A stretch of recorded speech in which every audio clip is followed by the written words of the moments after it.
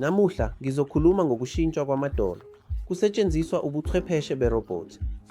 Manje iziguli ezine-osteoarthritis yedolo eseziphelile, ezihlushwa ubuhlungu obukhulu edolweni, ezinenkinga yokuhamba ngisho, nezindawo ezimfushane ukukhuphuka izitebhisi, futhi ezine-arthritis yedolo esezithuthuke kakhulu, yilezi ziguli ezidinga ukufakelwa idolo.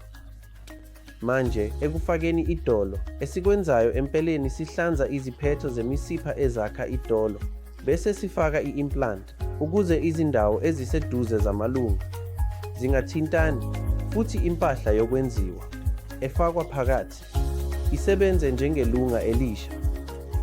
Lokhu ukufakwa kwedolo. Manje sinobuchwepheshe obuthuthukisiwe obufana ne-robotic knee replacement. Lapho phakathi nokuhlinzwa, irobo isisiza ukuba sizulazule futhi siqonde ngokunembile ukuma kwezimila zethu. Manje ngesikhathi sokuhlinzwa esikwenzayo ngerobo, irobo iyingalo enwetshiwe kadokotela ohlinzayo.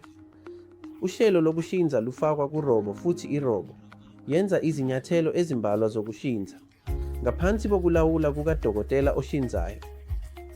Akukhona ukuthi irobo iyenza yonke inqubo yokuhlinza ngaphandle kukadokotela.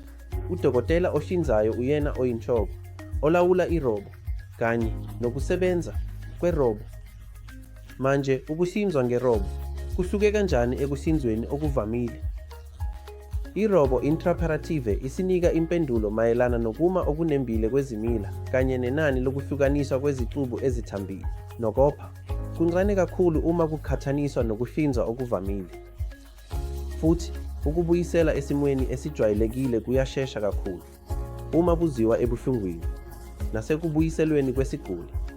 Manje e-Apollo sinezimiso ezijwayelekile ezisebenzayo, futhi sinethimba lamarobhothi lapho senza ukuhlinzwa kokushintsha idolo njalo.